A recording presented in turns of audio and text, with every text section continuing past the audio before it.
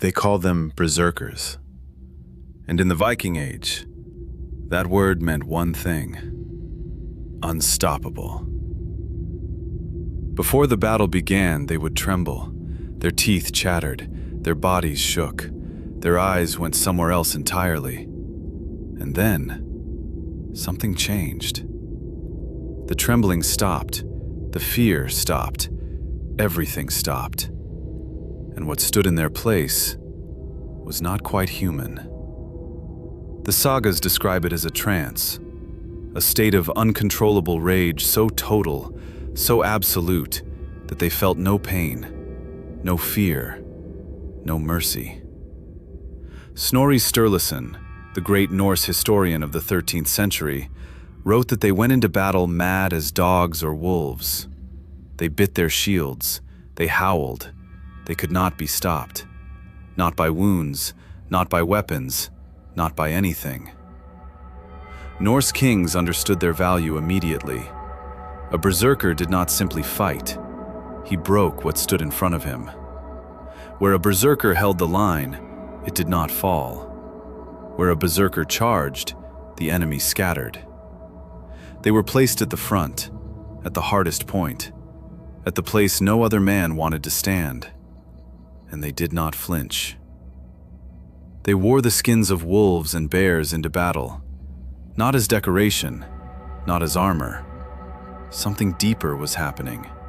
Historians call them the Ulfhednar, the wolf warriors, men who wore the wolf and became the wolf. The animal was not a symbol, it was a transformation, a deliberate merging with the beast, with its rage, its hunger, its complete absence of fear. Before battle, there were rituals. We don't know all of them.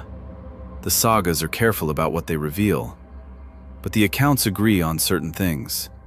Some fasted for days, some drank, some chewed plants that altered the mind. Henbane has been suggested, fly agaric mushroom. The debate among historians continues. What we know is the result: a warrior who could not feel pain, a warrior who could not stop. The saga accounts are specific. Berserkers fought on with spears through their bodies, with arrows still in their flesh, with wounds that should have ended them long before they did. There is a word for this in the Norse sources: Berserkergang, the going of the berserker, a one-way journey into a state beyond ordinary human endurance. And when it ended, they were often found collapsed, exhausted, pale, barely alive, as if something had used them up entirely. The oldest written source is Ynglinga Saga. Snorri Sturluson describes Odin's own warriors. They went without armor, mad as dogs or wolves. They bit their shields and were as strong as bears or bulls. He calls the state Berserkergang. This is not myth dressed as history.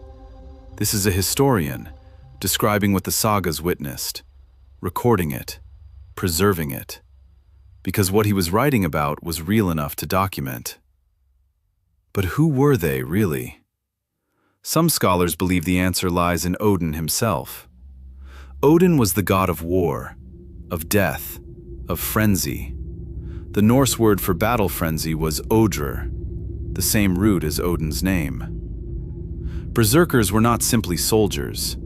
They were sacred, warriors chosen by the Allfather, men whose rage was not a weakness, but a divine gift, a direct channel to the god of war and death. And that made them something no king could ignore, and something no enemy could face without terror. But here's what the sagas also tell us. Berserkers were not only feared by enemies, they were feared by their own people. Outside of battle, the berserk state did not simply switch off. They were volatile, unpredictable, dangerous to anyone nearby. Norse law codes began to take notice, not as praise, as warning. The berserker was becoming a problem. even in the societies that had created him. By the 11th century, the laws changed. Iceland's Grágás, the Grey Goose Laws, made it a criminal act to enter the berserker state. Not in battle, not anywhere. The punishment was outlawry, exile, to be cast out of Norse society entirely.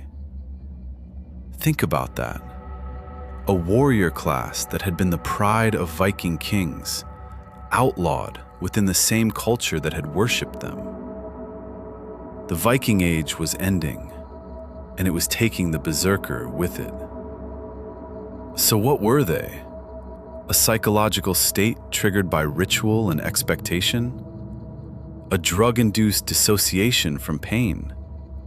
A trained combat response passed down through generations? We may never know for certain. Modern researchers have proposed all of these explanations, and none of them fully satisfies. Because the sagas describe something that sits beyond neat categories, something that the people who witnessed it could not explain either.